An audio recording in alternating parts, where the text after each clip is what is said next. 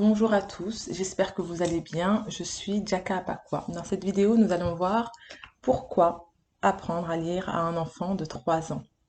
Parce qu'il y a certaines personnes qui se disent, certains parents, non, non, je ne veux pas apprendre à mon enfant à 3 ans à lire, il a le temps, je ne veux pas brusquer les choses, ou alors qui se disent, je ne veux pas prendre la place de la maîtresse, parce que si la maîtresse lui apprend une méthode et que moi je lui apprends une autre méthode, ça va l'embrouiller, il va rien comprendre. D'autres parents se disent, j'ai peur de mal faire, j'ai pas envie de mal faire, je suis pas une maîtresse, donc je vais pas y arriver. Et encore, d'autres parents peuvent se dire que ils sont pas patients, donc ça va pas marcher. Donc, ce que je voudrais répondre à vous, les parents. Premièrement, vous n'allez pas embrouiller votre enfant. Un enfant à 3 ans, déjà, il y a la manière dont vous allez vous y prendre pour lui enseigner la lecture, ça va se faire par le jeu.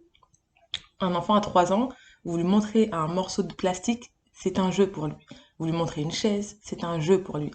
Il faut saisir l'opportunité, parce que quand l'enfant aura 7, 8 ans ou 9 ans, il aura d'autres préoccupations. Vous ne pourrez pas capter son attention comme vous pouvez capter son attention à 3 ans.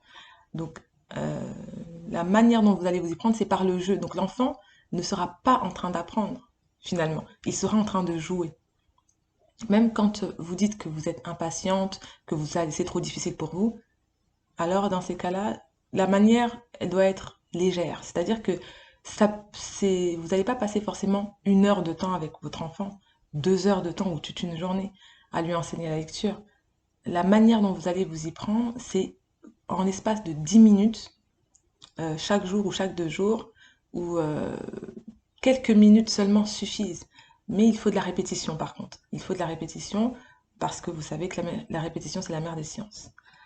En ce qui concerne les parents qui ont peur de faire une méthode différente de l'enseignante, il faut savoir que une fois que votre enfant ne sera pas perturbé lorsqu'il ira à l'école en CP et qu'il apprendra la méthode de la maîtresse. Au contraire, ça va l'enrichir. Il aura appris avec vous dans un premier temps et il apprendra avec la maîtresse dans un second temps. Et il ne s'ennuiera pas non plus parce que votre enfant, lorsqu'il réapprendra à lire avec la maîtresse, il va affiner sa lecture.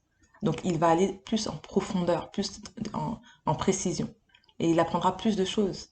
Vous lui donnez une base, vous lui créez des fondations qui vont le servir tout au long de sa scolarité. Et vous savez que lorsque on parle de fondation, c'est ce qu'il y a de plus important. Lorsque, peu importe l'immensité du bâtiment que vous pouvez construire, les fondations sont fondamentales. C'est la chose la plus importante dans la construction.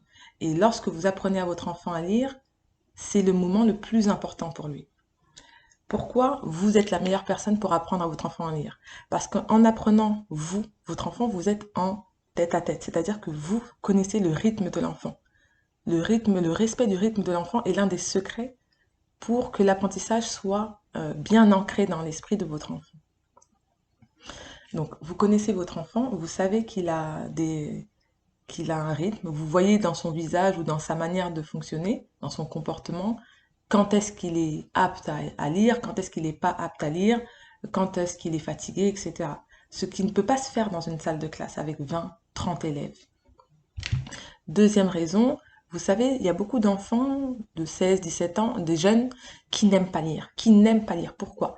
Parce qu'en fait, ils ont appris à lire à l'école et ce moment d'apprentissage, peut-être que c'était pas le moment où ils avaient envie, peut-être qu'on n'a pas respecté leur rythme, peut-être que c'était une torture pour eux ou peut-être qu'on leur a donné des livres qui n'étaient pas intéressants. Ça n'a pas suscité leur intérêt. Donc, dans leur mémoire, ils associent les moments de lecture avec, je dirais pas de la torture, mais avec en tout cas quelque chose qu'ils n'apprécient pas, quelque chose qu'ils sont forcés à faire.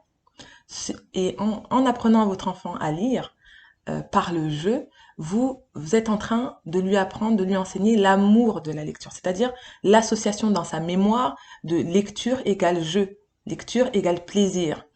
C'est l'un des secrets fondamentaux pour l'amour de la lecture. Ce qui va permettre à votre enfant deux choses. Un, d'aimer lire, c'est-à-dire qu'il n'aura pas, même si il tombe sur une prof dans sa scolarité qui le dégoûte de la lecture ou qui lui impose des livres dont il n'a pas du tout envie, mais il aura quand même le souvenir qu'il a passé des bons moments avec ses parents pour l'apprentissage de la lecture. Donc ça ne va pas lui le dégoûter totalement de la lecture. Ça ne le dégoûtera pas. Ça lui dira juste, ah ben, avec cette prof, ça s'est pas passé du tout.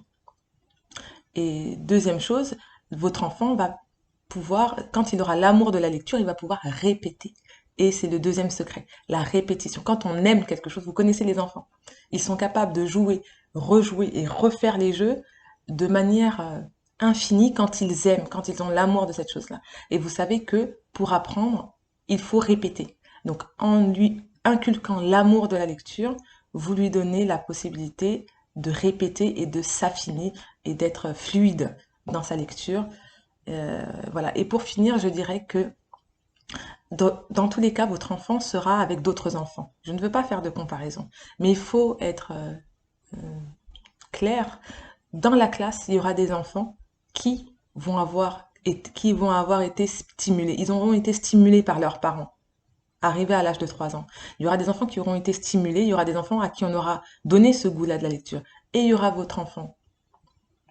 Euh, une fois que, quand la classe sera composée, l'écart qu'il y a, les enfants qui auront été stimulés, qui auront appris des nouveaux vocabulaires, qui auront peut-être 2000 mots, 1000, 3000 mots à l'âge de 3 ans, votre enfant, par exemple, s'il a 5 ans, après, il n'y a rien de figé. Quelqu'un qui n'a pas beaucoup de vocabulaire au démarrage peut très bien avoir une passion et une envie et augmenter son vocabulaire dans les années après. Mais la plupart du temps, ce n'est pas ce qui arrive. Les écarts qui se trouvent en début d'entrée à l'école, ce sont des écarts qui se creusent au fur et à mesure du temps.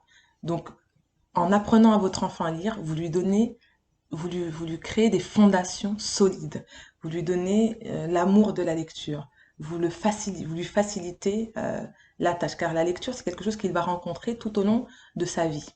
Et vous lui donnez des clés qui vont le booster, le pousser et vraiment vous lui donner, vous êtes sûr qu'il aura l'amour de la lecture. Je vous remercie.